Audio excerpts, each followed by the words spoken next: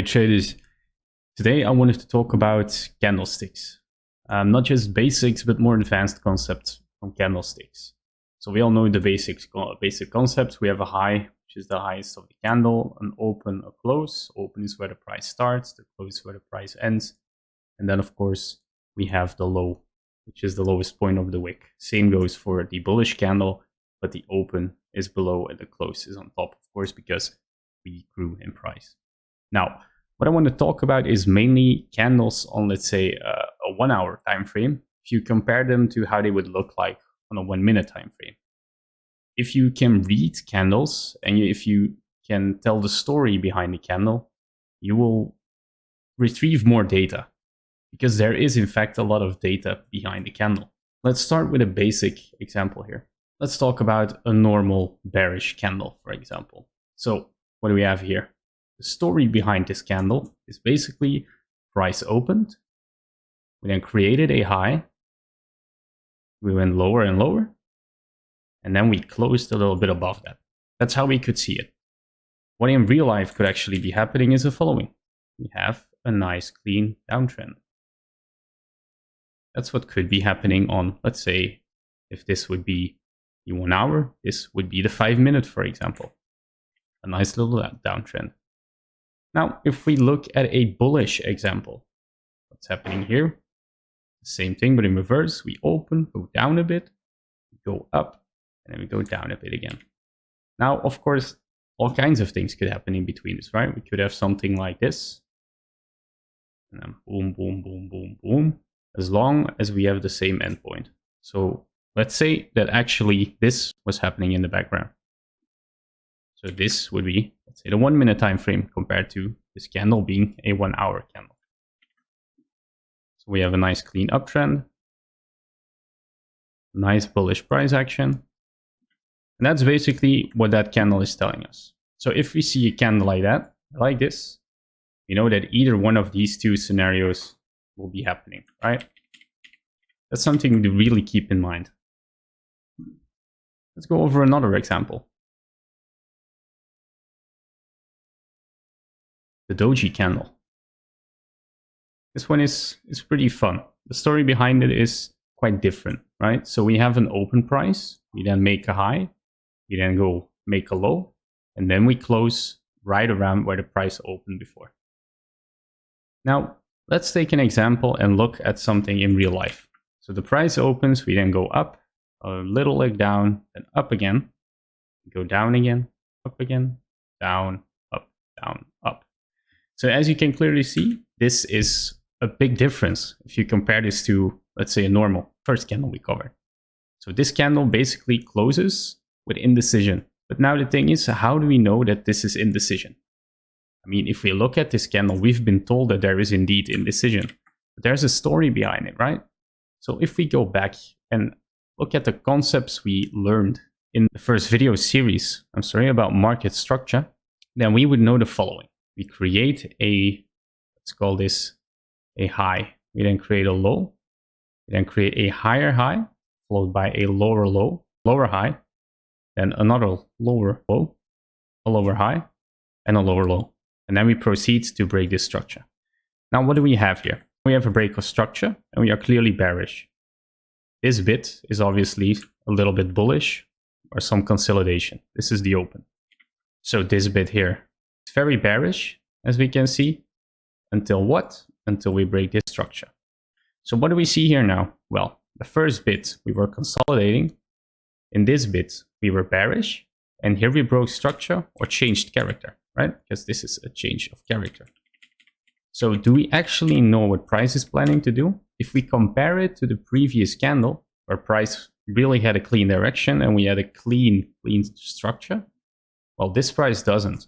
So indeed, when they tell us that the doji candle is basically indecision, that's what they mean by that, right? If you would analyze this on a chart, this is what you would see. And there is indeed indecision. Now, let's look at it for a bullish example. So a bullish doji. So the story we can tell behind it, okay, we went down, we went up, and we went down again. And basically, we don't have a clear direction, right? We know the price opened here and closed here again. And what happened here? We went up the same amount and we went down, basically, right? So this down motion is equal to this upward motion, kind of. So therefore, we also know in our story that we tell behind this candle that there is indeed consolidation going on. Now, let's look at an actual example, something that price could actually be doing. So where do we start off? Well, we have the open, go down, go up, go down, up. We break structure to the downside or change character. We go up, go down, we respect that price, and then go down again. Now, what did we learn again in the first series, the market structure series? In this bit, we could say that we are pretty bullish, right? So we have a high, we have a low, we have a higher high, a higher low, a higher high, but not really that convincing. If you compare it to this high, for example, not really convincing. Then we change character, we break structure to the downside. That doesn't really give us confirmation that we are actually going to be changing trend, but then we break our higher high again, then we fail to break it, we did make a higher low, and now we're moving back down again. As you can see, would you safely assume that this is a bull trend? I wouldn't. Why? Because we have a change of character. And this is something that you will definitely see when you go to a lower time frame. You should definitely go ahead and inspect the 1 hour candle, mark the beginning, mark the end, and then go look at it from a 1 minute perspective. I can guarantee you that if you mark price action there, the market structure on it, you'll clearly see that there is indecision. And that's why they always tell us there is indecision behind dojis. But not every doji is the same, because this one is a lot different from this one, right? This was a lot cleaner in this area than this one was. So it doesn't matter where these changes happen, but they do happen. Let's take a look at I call it a pin bar, or some people will call it a hammer. Okay, so for the hammer, what's the story behind it? What they always tell us is that price tried to push up, failed, and closed lower. And that indicates bearish momentum. Doesn't matter if the candlestick were to be green, it would be the same result. We failed to push higher, so who is in control? Sellers are. That's what they've told us.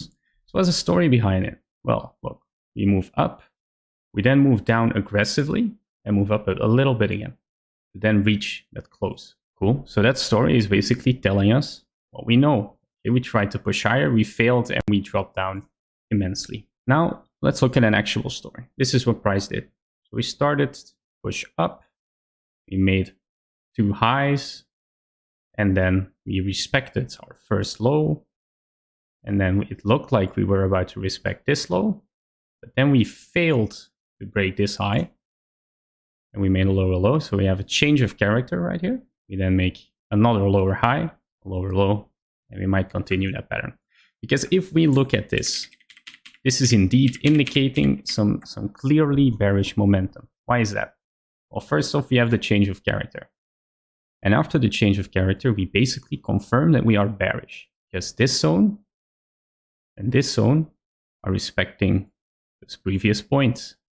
And here we create an even steeper low. So what do we expect price to do? Well, if you looked at the market structure series, which I highly recommend you do if you didn't, otherwise this will not make too much sense for you, then you will know that there is a big likelihood that we will basically continue this trend, that we will continue being bearish. We can expect something like this. So we don't, of course. But if you trade with the market, you automatically have some sort of edge. So if you look at this on a 1 hour chart and go to a 1 minute, you will find something like this. Now let's take a look at our bullish example. So again, the story is we tried to push price lower. Bam, it's this leg. Tried to push price lower, but were rejected and buyers took control of the market. Okay, now let's look at the actual example. So the price opens, we then tap the top right here, and then we move it down aggressively. Really aggressively we move down. And then we start to change our minor structure. Our minor structure flips bullish, right? We have our low, our high, low, high, low, and then here we create, let's call it an equal high. Now in this example, this pin bar is a different story. While we expect this pin bar to be continuing down bearish, I would first think of seeing something like this. And then perhaps we move up. See, so every pin bar is different. The story behind it is indeed correct. So buyers in this case are in control because we did push away from this move and filled up the inefficiency that was in place. But we then decided to start moving back bullish. But does this automatically mean that this pin bar would be identical to the pin bar before it? No, it doesn't. They tell a different story. You can only interpret this and this as the story, but what actually happened behind it, you need to do lower time frame analysis. So if you plan on taking entries based on pin bars, I used to have in my starting days, I used to have a fun pin bar strategy. And then I started to find this out, and I immensely increased my win rate just by looking at the lower time frame. So I took entries from the 15 minutes. Well, I started looking at that lower time frame and indeed saw that, okay, if I take trades like this, I'm more profitable and more probable to win than if I take trades like this from the pin bar. So thinking that price would go up, for example. This would fail me, while here thinking that price would go down in a pattern like this would help me because I was trading pro trend. And here, I don't know, I wouldn't be pro trend because there is a level of supply right here. All right, so that's what I wanted to cover and talk about. Make sure to, if you want to practice this, just go on the charts, draw some lines behind pin bars, behind doji candles, and start looking at the story behind them. Start looking at what's actually happening instead of just staying with the stupid story of, okay, buyers are in control, sellers are in control. Try to look at it. I hope you found value. If you did, leave a like, leave a comment, and subscribe. I would greatly appreciate that. All right, traders, have a nice day.